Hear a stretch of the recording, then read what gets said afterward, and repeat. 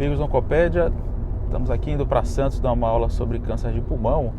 Eu aproveitei para fazer um videozinho para vocês exatamente sobre esse tema: pacientes com câncer de pulmão do tipo adenocarcinoma e com o driver mutation, uma mutação do EGFR. A gente sabe que na população ocidental, em torno de 20% dos pacientes com adenocarcinoma têm essa mutação. A população oriental é mais, passa de 50% a 60% de probabilidade de ter essa mutação do EGFR. E uma vez tendo a mutação, é necessário, imperioso, que se ofereça para esses indivíduos a droga-alvo.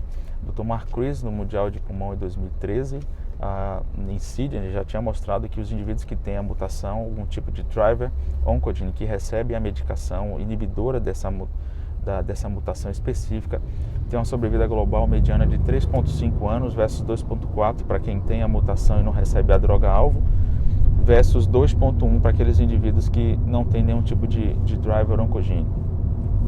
E essa história do EGFR começou há mais de 10 anos atrás, mas foi a partir do IPES em 2009, do Dr. Tony Mock na New England, que a gente começou a ver o poder dessas medicações na ação desses indivíduos que têm a mutação do EGFR. Então ele produziu, o estudo foi basicamente de inibidor do EGFR versus quimioterapia, uma taxa de resposta de 71% em quem recebia o gefitinib, e uma sobrevida livre de progressão de 9,5 versus 6,3, uma redução de 52% no risco de progressão.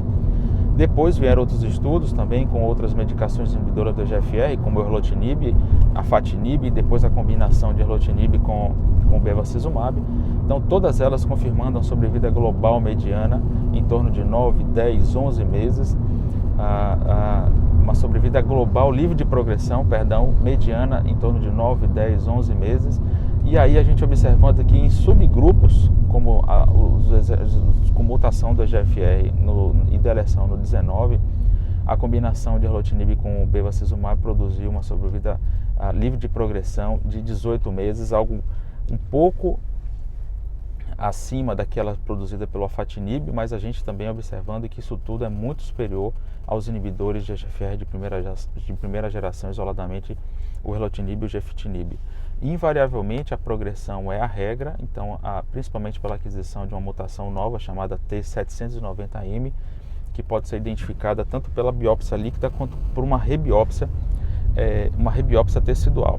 Essa rebiópsia tecidual nem sempre é possível, custosa, nem todo serviço tem, então a gente lança a mão hoje através de alguns sites na internet da biópsia líquida, e essa biópsia líquida é feita com material do sangue, é pesquisada a mutação diretamente no sangue, e a gente, uma vez percebendo e detectando essa mutação T790M, que está algo em torno aí de 60% dos pacientes que progridem aos inibidores de primeira geração, a gente consegue oferecer o osimertinib, que é um inibidor de terceira geração e já está disponível no Brasil e aprovado inclusive.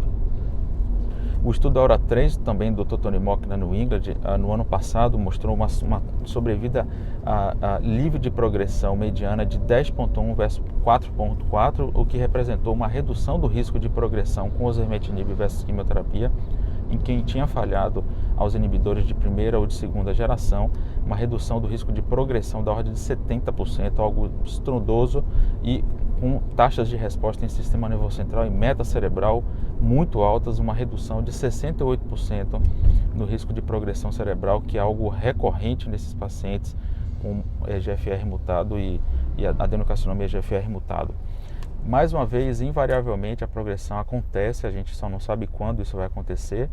Isso é em torno aí de 10 meses, 12 meses, até um pouco mais em alguns pacientes.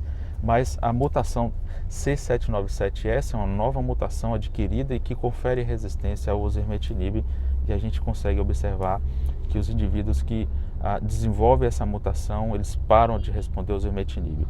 E aí fica aquela pergunta: vamos dar imunoterapia para quem tem mutação do EGFR?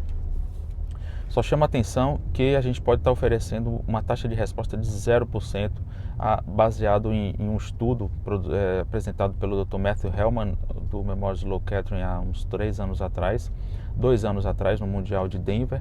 ele apresentou que pacientes que têm menos de 1% de expressão de PDL1 e são EGFR mutados podem produzir aí 0% de taxa de resposta uma vez recebendo a imunoterapia. E mais recentemente um trabalho, uma meta-análise comparando o CheckMate 57, o Keynote 10 e o Poplar, 3 medicações aí, usando 3 estudos com 3 medicações imunoterápicas, o Nivo, o Pembro e a Tezo, produziu nos pacientes que eram EGFR selvagem um hazard ratio de 0,66, ou seja, oferecer imunoterapia em quem é selvagem é benéfico, mas em quem é mutado não é benéfico. Tá ok? Um grande abraço a todos e até o próximo vídeo.